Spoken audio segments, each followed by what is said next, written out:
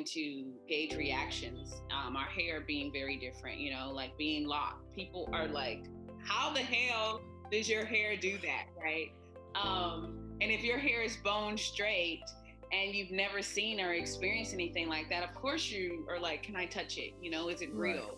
So I look at it as like more of a privilege that I'm able to be seen in these different places, and it shows that I am getting outside of my own comfort zone, where some of these people have never ever traveled.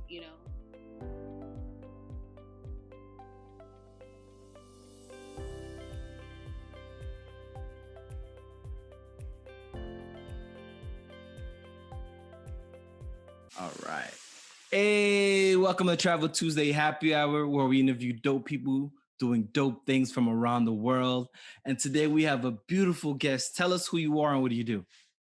Hey everyone, I am Jazzie Moss, and I am many things. I'm a stand-up comedian, a MC, a holistic transformation coach, the owner of Black Digital Nomad, where I empower melanated folks to live bravely, boldly, fully, and freely abroad. So basically, I help people who want to escape America and live elsewhere.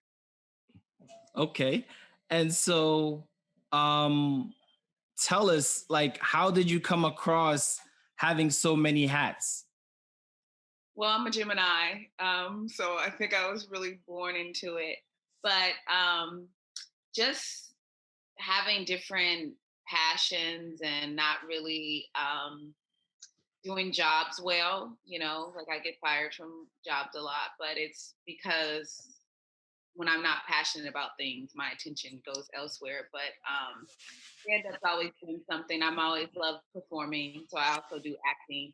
And yeah, people on Snapchat said I was funny, so I started doing comedy.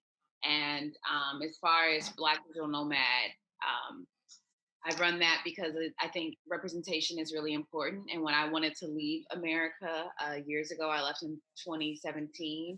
I didn't see a lot of resources for Black people. Even when you look up digital nomad, it was like the typical bromad, like the tall white males. And I think it's important for people to know that we out here too, and that you can start a business, live remotely, and gain location independence. Okay, that's awesome. That's really what this is about, right? Is not to your extent, but to the extent of showing others that this is we all do this. You know what I mean? And it is possible if it is within our wheelhouse to really travel the world and have impact. So, what was really your first travel experience that you can think back to that led you to be like, I got this bug forever? Well, I mean, I was a domestic traveler. I was turning up Miami, and I was, I mean, that is travel too. I mean, some of us got our starts back. What? yeah, I was like What you Haiti, got? like, Atlanta. We got Miami. We got LA. We got San Francisco. So I mean, let's not sleep on the sleeper cell you're right. travelers. You're right. Travel is travel. And I think that travel comes with a mindset of just not realizing you're not a tree and that, we can move around. But I've always been fascinated by travel. I remember as a little girl, there was an my uncle's wife or someone, and they were talking about her going to Japan and all these other places. And I remember just listening, like, wow, that's amazing. Like, that's something I would love to do as an adult. Um, but it really wasn't until I lost my freedom. I did some 15 weekends in jail, 60 days house arrest, and 5 years probation. And during that time, when my freedom was robbed of me, or I lost my freedom, I realized like how much I wanted to do, and actually that I could not do it. And I think a lot of us create mental prisons, but when you really can't do something legally, it hits different. And so Mm. I had gotten my passport.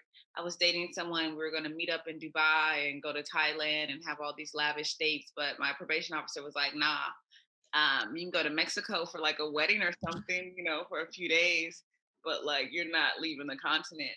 And that day, I remember like my heart sinking in my chest, and I was like, you know what, or my stomach, and I was like, when I get off probation, I'm going anywhere I fucking want to go. Like no one's gonna stop me.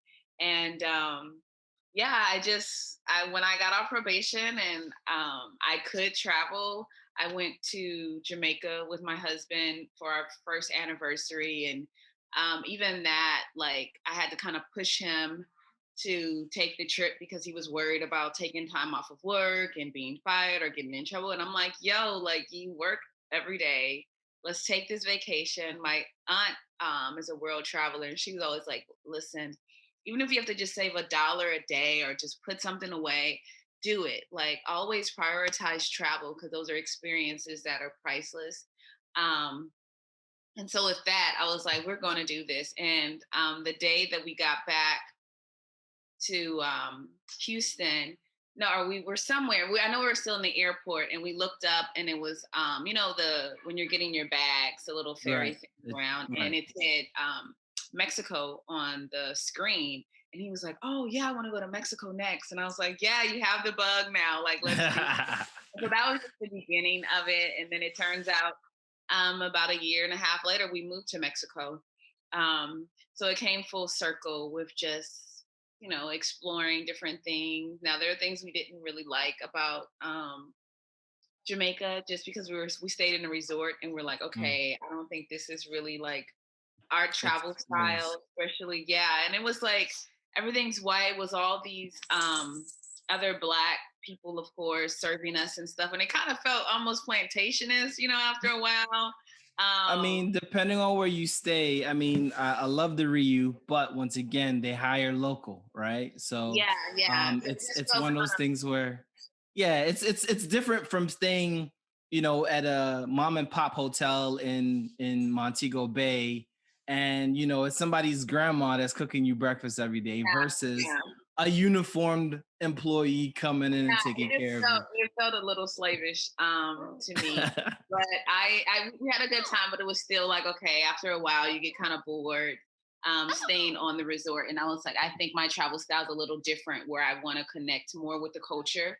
Hmm. Um, and I think that's what I love about being an expat, because I'm here for so long that, you have local friends, and you see the way the world changes throughout the year, and there are different holidays and foods and different things. So but it was great. I loved it, and we got out of the country, and I think it was just that nudge. I was Right. finally able to use my passport. He had gotten his first passport, um and now we're on our second passport. There you go. Travel goals Yeah, right there. Travel it's goals. amazing. It just starts with doing it, I think. And the reason why we left America was because of just the state of the world there, and my husband not feeling respected as a black man there, feeling uncomfortable. And he just came home one day and was like, "Hey, like, I'm tired of these MFs at work, not respecting me. They're like pushing my trade." And yeah, I was just like, all right, 15 minutes in, I was like, I'm game, I'm off probation, I can go. So what's up, Okay. And about 63 days later, we left and moved to Mexico. So Nice, nice. So I want to go to Jamaica. I know it wasn't the expected like experience, but like let's talk about leading up to, right? There's like anxiety, there's excitement, there's all of that.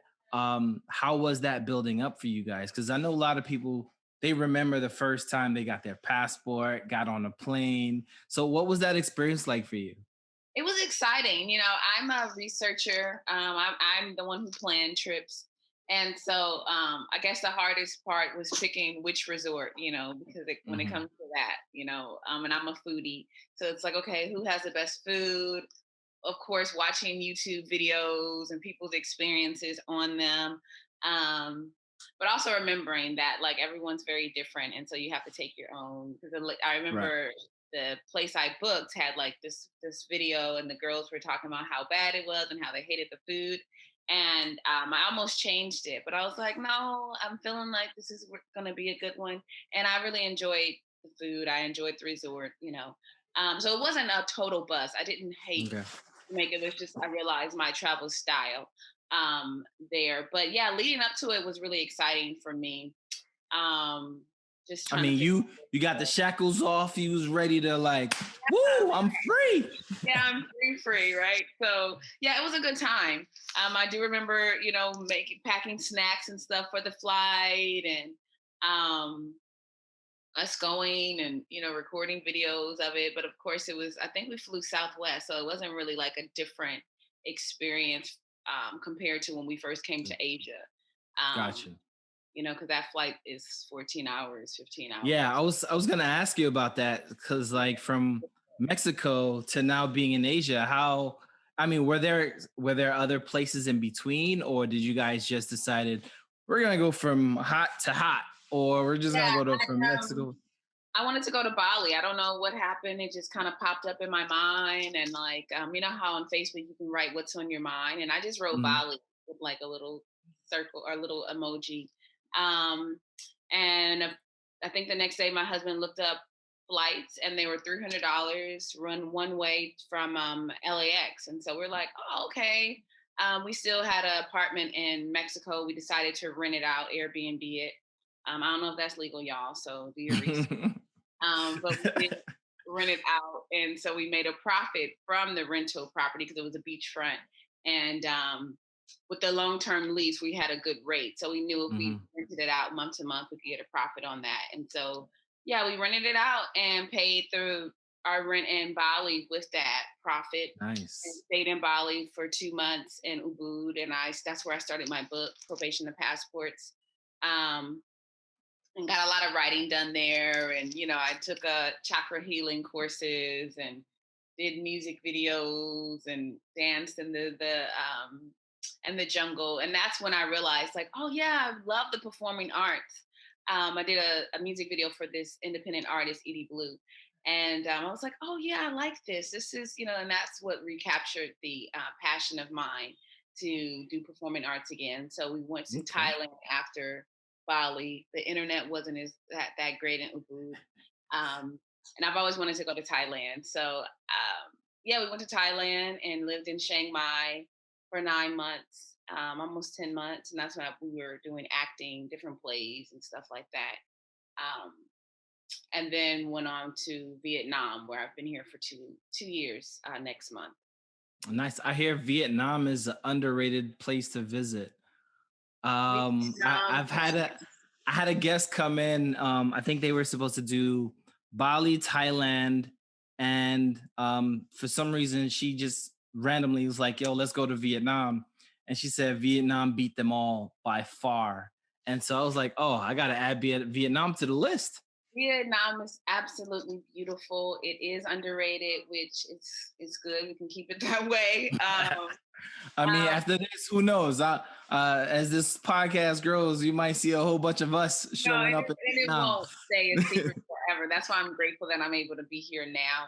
But it's absolutely beautiful. Like, for example, I'm looking at the Santra Mountains now from my apartment. I have a So ocean. that's a light flex for y'all that are listening. Go ahead. Uh huh. Yeah, it's beautiful here, though. I live in Da Nang, where it's literally the mountains. I'm looking at the mountains, the sea, and then on the other side are more mountains with the city. There's 7 bridges here, so it's like a mix of Miami, with your city life. It reminds me of LA.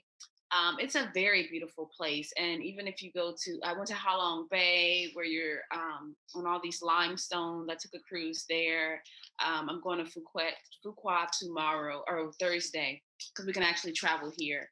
They Okay. did a wonderful job containing the coronavirus. We sat our Yeah, that's ass. the other thing I was gonna ask you. Like, Yeah, how are you able to move around? But we skipping steps. We skipping steps. Let me yes, back we'll up get a to little that. But yeah, Vietnam is absolutely a beautiful country. The people are amazing. They're so resilient and they're still very kind to Americans, surprisingly. bit. Yeah.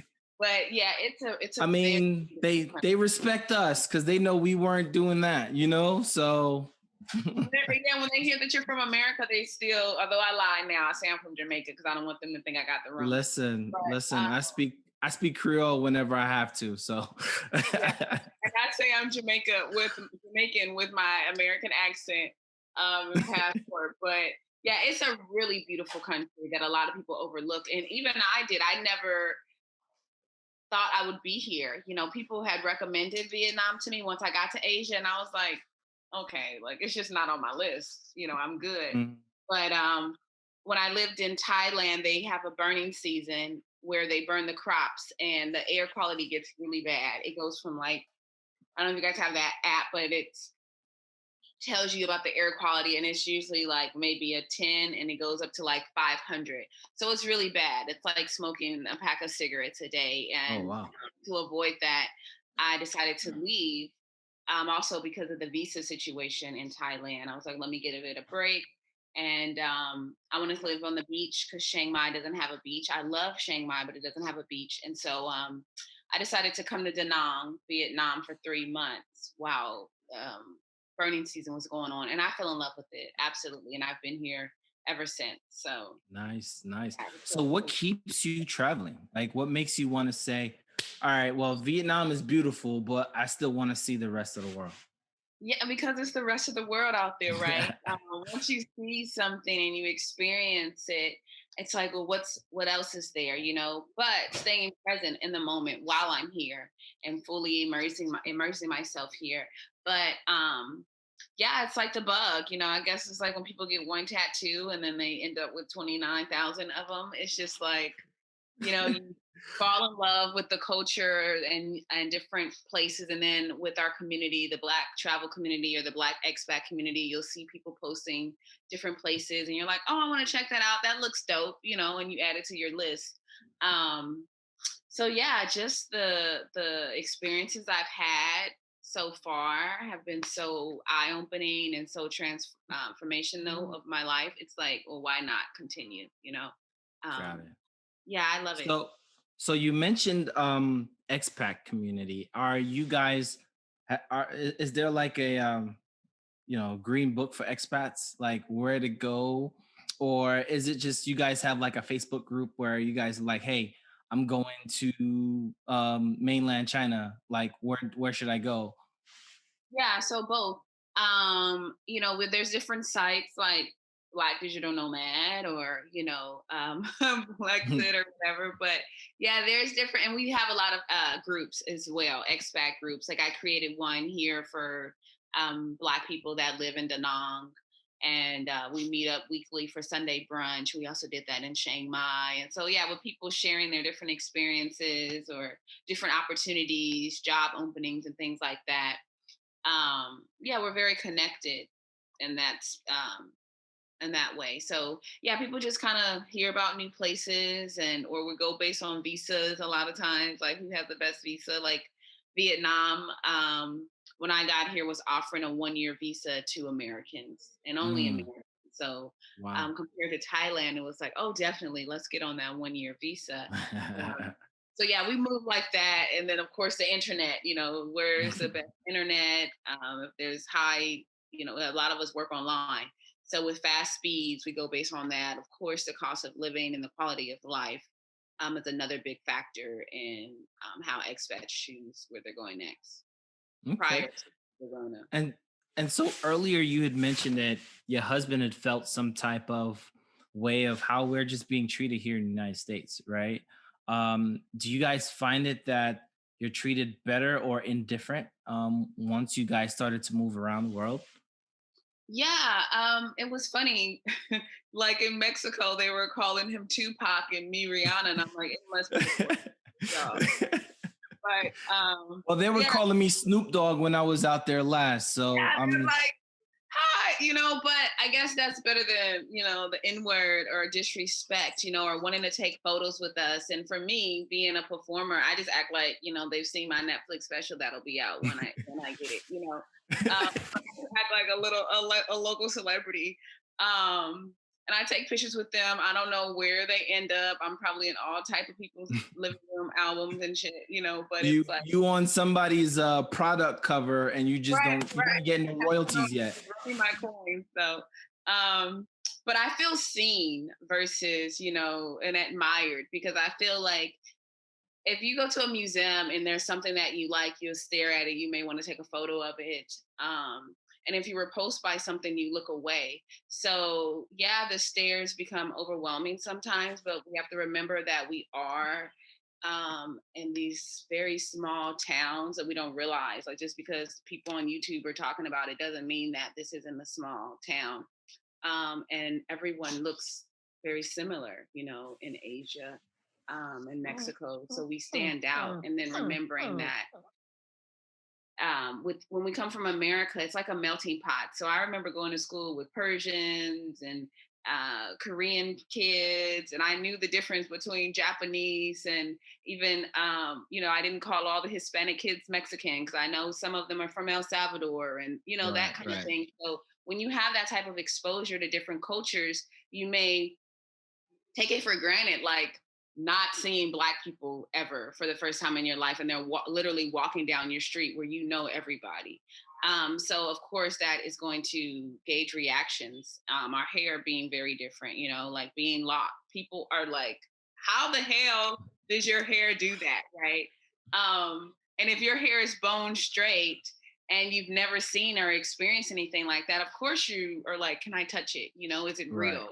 So I look at it as like more of a privilege that I'm able to be seen in these different places. And it shows that I am getting outside of my own comfort zone where some of these people have never ever traveled, abroad or left their counties or whatever. So yeah, it's interesting.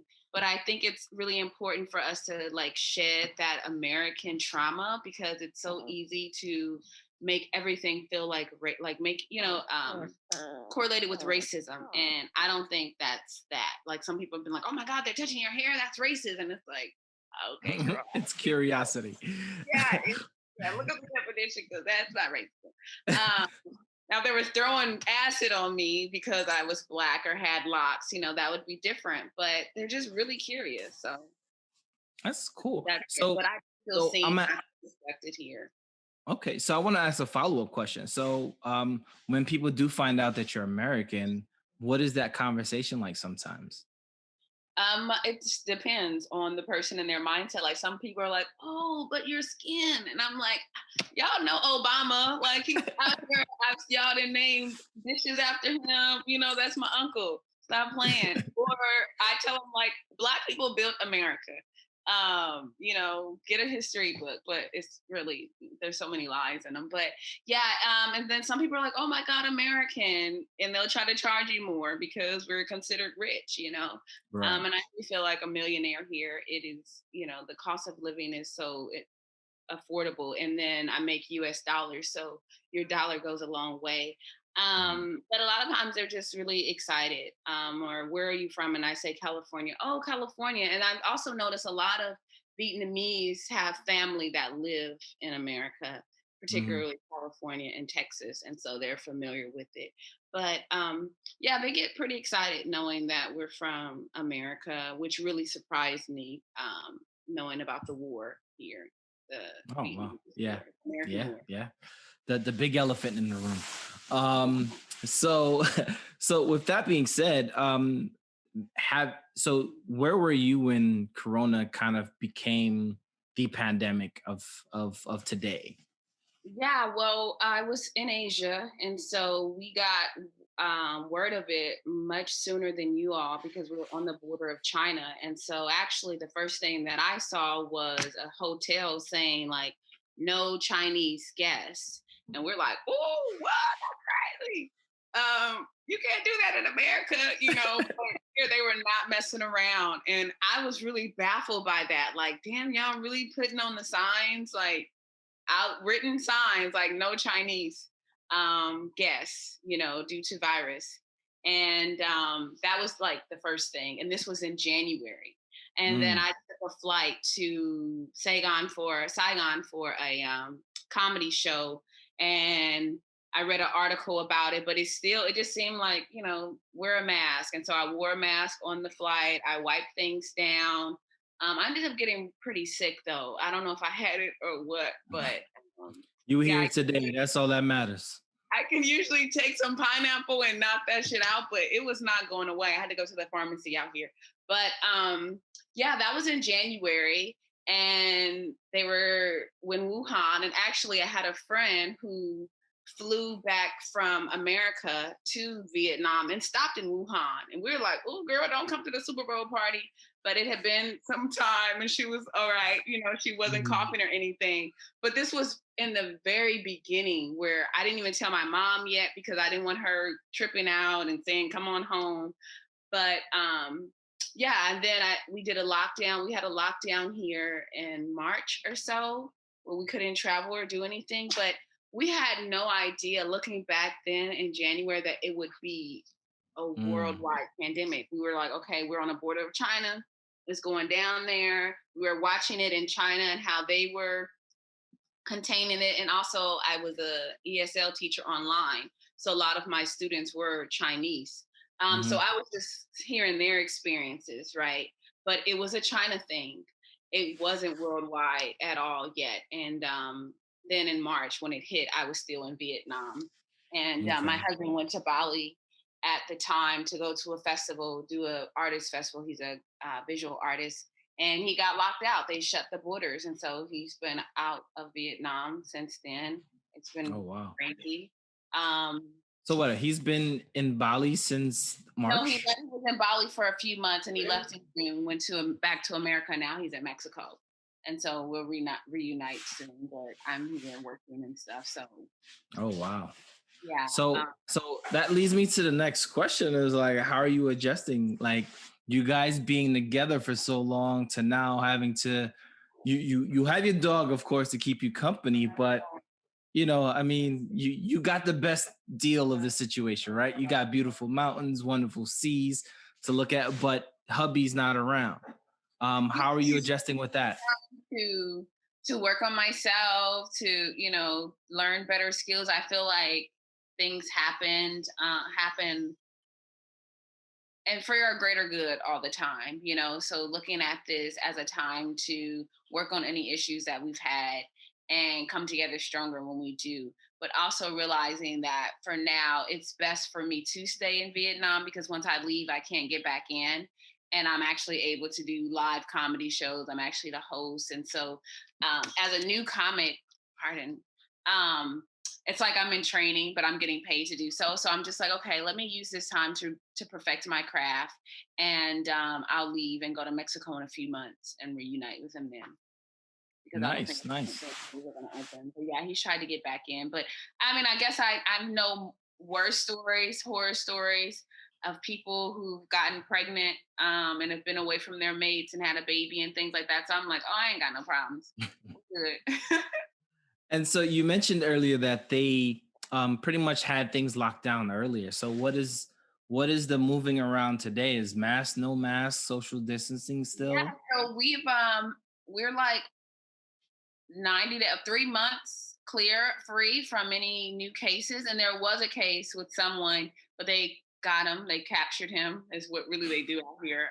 They take it really really serious. So today, as of today, I'll be going traveling Tuesday Thursday to go on vacation. I'm going to go, excuse me, to one of the islands here. And so, yeah, we have to wear a mask on the plane. But like if I go to the store, I don't have to wear a mask. Sometimes I will if it's like, I'm going to the local market where there's a lot of people. But, in Asia, wearing masks is already a thing. So it wasn't like a huge deal to them. No one is fighting for their freedom to not wear a mask. Right. They wear masks if they're sick already. And also because of the motorbikes that they are on, they like where I already had masks before this went down. So as of now, our restaurants are open. It looks like Corona never happened, honestly, except for the fact that you see some businesses that didn't survive. Gotcha. But it is because when we had the lockdown, it was serious. There was no one outside protesting. We had to stay in the house. We could not even get food delivered. So all these expats were online, like, how do I cook? And it's like learn survival skills. But the food is so cheap here that we typically eat out. So it was just no eating out, no going out, no gathering in groups. We stayed on, well, I think we were on lockdown for like 2 months. So it Mm, got hard. It got very, very difficult. But when we look now, there's been no new cases. Our world here is back to normal. We're dying. We can do everything. I went to a Christmas party last night with 20 people. And that probably sounds crazy as hell to people, but mhm. again, we haven't had any new cases. Everyone here was tested. We had mandatory testing months ago. Um, yeah, so I mean, it works and it works. So everything's normal here again. That's nice. That's good to have. I mean, here people are refusing to wear masks so we can get to a normal. But our new normal is kick back at the crib with only people you trust. So, Yeah, yeah, um, yeah. so from there, now that you're moving around, that you're able to move around a little bit more, like what would be some of your tips that you would give people during this new norm of Corona, right? Like, what are some things you would tell people to look out for, not just out of safety, but to travel and enjoy travel? Yeah, I just think do your research, I guess for me it is different because I'm just doing domestic travel right now, but then I'm just taking advantage of being able to explore Vietnam and parts that I probably wouldn't go to. But of course, I think wear masks, and it's so hard giving people tips on the own, like because people have their own beliefs, and it becomes such a Well, yeah. So that's why I was saying not necessarily just Corona, right? But like, if it wasn't, what would be your travel tips? oh yeah, Um, absolutely. For me, I find research is a thing, and find your travel style. Remember to stick to your travel style, but not, in a closed-minded way. But definitely get out there and explore things, see things that maybe people aren't talking about so much on Instagram. Um, I think there's like travel bubbles, and it's easy to like continue to go to where everywhere everyone else is going. Um, but yeah, maybe experience something different. Like Vietnam is a beautiful country. They're not letting nobody in as of now, but and I'm grateful for that. But when they do let people in, definitely travel to Vietnam. Um, yeah, I like to join expat groups because I guess I travel a little differently because I typically will live there if I do travel to a place and then like have a base for a minute and then travel around the country. But yeah, I don't know, just have an open mind and then don't really take that American experience with you everywhere, the American trauma. Like we are so good for packing that with us. And travel with beginner's mind as if you know nothing and so that you can have fully immerse yourself in new experiences. Um, but mainly leave the American trauma at home because I think it really has an effect on a lot of us as Black people traveling. And when things happen, we automatically assume that it's racism, and there is racism. I'm not saying that it's not, and that you'll escape it leaving America. But everything doesn't have to do with us being Black. And also, a lot of people respect us as Black people in different parts of the world. So experience that. okay, okay. Are you taking in your superpower today? Yeah, I was wondering. I'm like, where is it?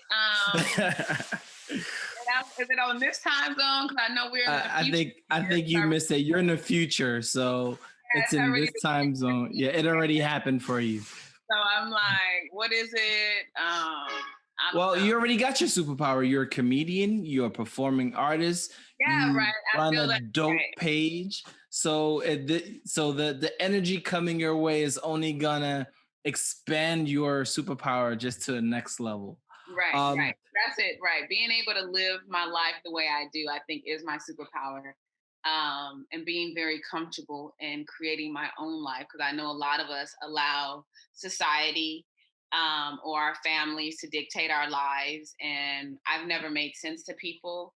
But I found the lifestyle that works for me to where now it's like, oh, okay, girl, now I see, why why you move the way that you do. Um, and not that it needs to make sense to anybody, but it's like I've finally found my fit of be walking to the beat of my own drum and my upbringing with my family and being able to be away from them for long periods of time and just the resiliency and so yeah, life is lit. I'm really happy with how like nice. I guess that's my superpower is living life on my own terms. Nice, nice. So you mentioned earlier there's so much world to see. Do you still have a bucket list of places that you want to see?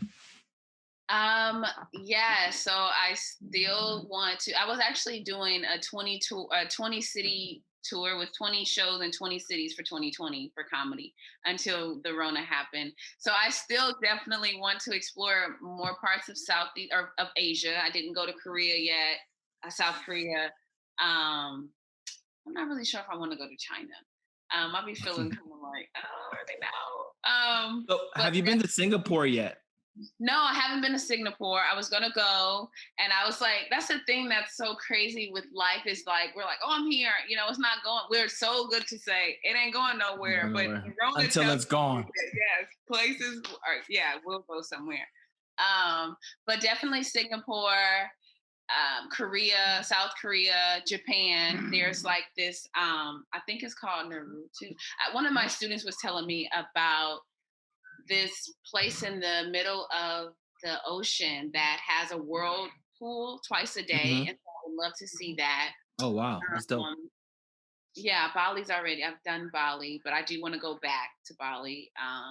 So I feel like you can go over and over again, So and so I let want to me ask you a explore quick. different islands. So I want to ask a quick question. So for someone who hasn't been that far east, right? Once you're out there, is it easy to maneuver like Europe and Africa, or it gets difficult depending on where you're trying to go? What do you mean, like just traveling, or? Yeah. So like let's say I decide I want to go to Thailand, but then I want to go to Indonesia, then I want to go to Korea, South Korea, then I want to go to Singapore. Like Europe, you can probably catch a flight that's like 100 maybe 50 euros, 100 euros to go from one place to another. Is it that affordable and easy to Yeah, move around? definitely. Yeah, I used to go to Thailand regularly for I think $80 round trip. Okay. Um, Japan maybe $200 because it's a little further, but like Indonesia is like $123 round trip. Yeah, so it is once you're in Asia and you want to travel throughout Asia. Like I went to Malaysia. I think tickets are cheap, like they're really affordable, and even Nice. traveling throughout Vietnam. Like I'm gonna go to Phuquat, um, and that is. I think my ticket was $60 because I bought it late, like the day before. It was Oh $40 wow. round trip. Yeah, I go to the big cities for shows. Tickets are $40 round trip. And I don't think you can really move around even America like that for $40 round trip. So yeah, it's very easy to hit up country hop, which is why I've run out of pages. Being in Asia. It's yeah, so Laos, Myanmar. So you're the third guest that talked about teaching English while traveling to make money. How does one kind of get into something like that? Like let's say I decided all of a sudden, hey, I'm in Vietnam. Where can I get a teaching job? How do you get into that? Yeah, so I don't do in live teaching because I'm really like I've gotten so used to owning my time and not having to go to work. So I haven't been teaching this year, but I was teaching online. And that's easy. And then go to my website. I have a blog post on the steps to do that, the teaching certification, where to get it, the different options that you have. Now, as far as in person, here it's like applying on Facebook is a big thing. Like they'll post in the expat groups, they need a teacher, you can apply for that. Um, so yeah, it's not as hard as it seems, but I will say this because I did just do a video on this yesterday that I'm editing, and it's Black people do have a harder time getting teaching jobs compared to white people because they do. Like my friend applied, and it was really unfortunate because they responded to her friend, her white friend. She was like, "Hey, they're not Mm, responding to me. Can you send the same message and see if they respond to you?" And they did. And she's like, "Okay, well, thank you for responding to me, but my friend applied. You know, can you guys reach out to her?" And they're like, "Who's your friend?" And she sent her profile, and they said, "Oh, yeah, we asked, and the parents would be scared of her." So there is that kind of ignorance here that happens wow. sometimes. And again, I haven't experienced it personally because I don't apply for teaching jobs in person. But yeah, it's really unfortunate that that's happened. But then this is also a beautiful woman who's opening a baked macaroni and cheese business here. So that's why I'm like, F these jobs, girl. Like, start a business. because those things do happen. And even with ageism, there's a thing. My friend's Filipino, beautiful woman, and they told her in Thailand, like, I'm sorry, but you're too old. And she's like 55. She looks very young, very fit, but Mm, not that even if she looked like a grandmother, like it shouldn't matter. right, But right. they do say those kind of things. And that's how I know it's from pure ignorance, because they'll tell you, like, oh no, you're old, you're too old, you So know. like the friendly American social construct of say nice things doesn't necessarily exist. No. Some of the it's so funny. I have a class I was teaching, and it's like a cartoon, and there's little bubbles, and the girl is saying like, "Oh, why are you putting on makeup?" And the girl says, "Oh, to be pretty." And it says, "Well, you still look ugly."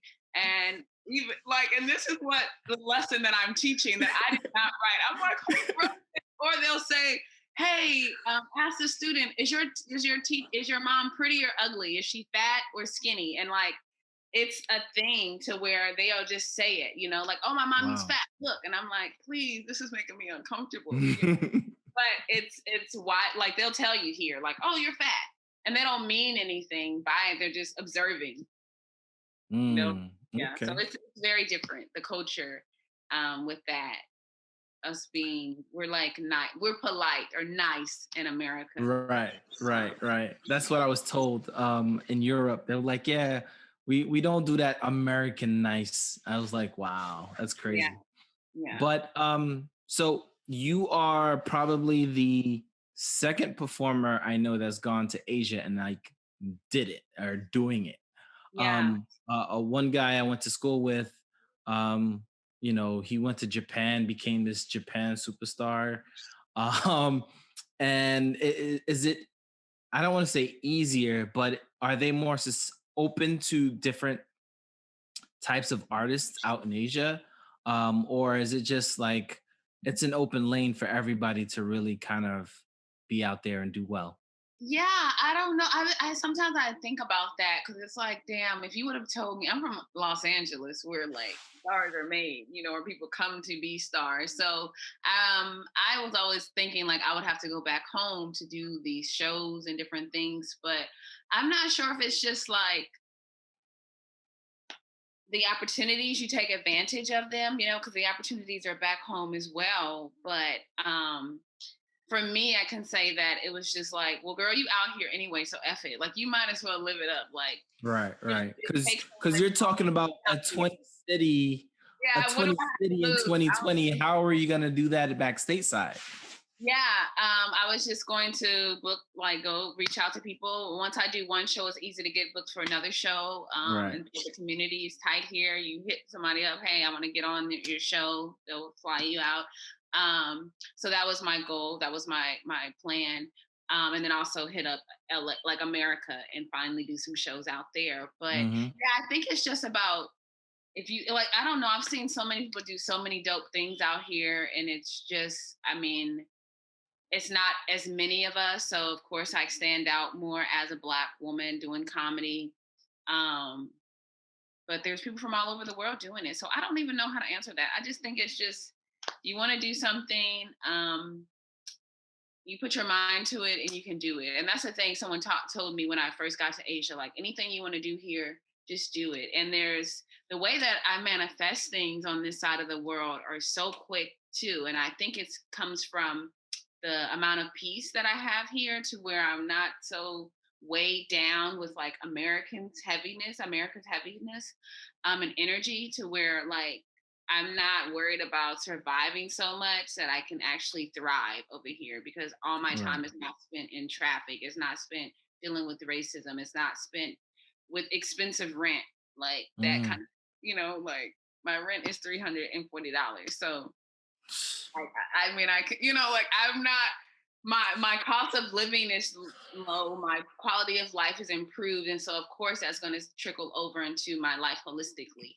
And so I Right. think it just flows, like when you're not having the stress of like surviving, there's civil rights that you can just flourish. That's amazing. Look, you got me all jelly over here. So tell us what you got going on, what you got coming up. Where do you want people to find you? Yeah, of course. Um, I'm doing an ebook that'll be out very soon, and it's on leaving America in 90 days or less. And that'll be out. But you can always go to my website, blackdigitalnomad.com, blackdigitalnomad.com, for free resources. I do videos on YouTube about living abroad. I share resources also on my Instagram and different stories. And that's Black Digital Nomad as well. Um, yeah, I'm always doing comedy shows out here. I'll be hosting a New Year's Eve party, and yeah, I'm just around, you know. That's awesome. Well, this was a long time putting this together. Yeah, And so I really appreciate you taking out of your Tuesday morning to really make this happen. I'm very honored to be blessed by the Black Digital Nomad. yes, thank you, Joy, for reaching out. We were on the phone the other day. She's like, "Hey, did Yes, you ever do that podcast?" And I was like, "I don't think he emailed me. Let me look now." And that's how I ended up messaging you back, because she had asked me, and I realized I had dropped the ball. I didn't respond to the last message, and I was like, "Oh, that was my bad." it's But all yeah, I'm good. grateful that we're finally able to put this together. It was right on time, though. I do believe that. Yeah, definitely. I mean, this is my superpower now. So, I mean, Yes, love it. hopefully I get to manifest new things, but this has definitely been a great experience. I you dropped a bunch of jewels on people. And once again, I'm always thankful to people to jump on and really be open to talk about their experiences, because one of the things that I think we both, share is that we need to see more of ourselves, doing things that are outside of what we're put in the box for. Yeah, And being a Black expat and making it look good, making it look easy, you know what I mean? Um, and not just doing that, but sharing your knowledge, sharing your experiences, so other people don't have to go through some of the same pitfalls as you have. That's right, really big, because some of our greats said, we need to lift as we climb. That doesn't necessarily mean I'm gonna do it and then not tell anybody. right. We can't always wait on the talented 10th to give us the support that we need. So people like you that are doing and teaching at the same time make this community so much stronger. So I really do want to appreciate you for that. Yeah, thank you, thank you. Yeah, and I'm here. Anyone, I also do consultations for people who want to move abroad. You can check out the website for that as well. And I do a master class that goes through the steps of She taking. really is Jamaican. She does everything. Well, I take no job, so I gotta, I gotta do my own thing.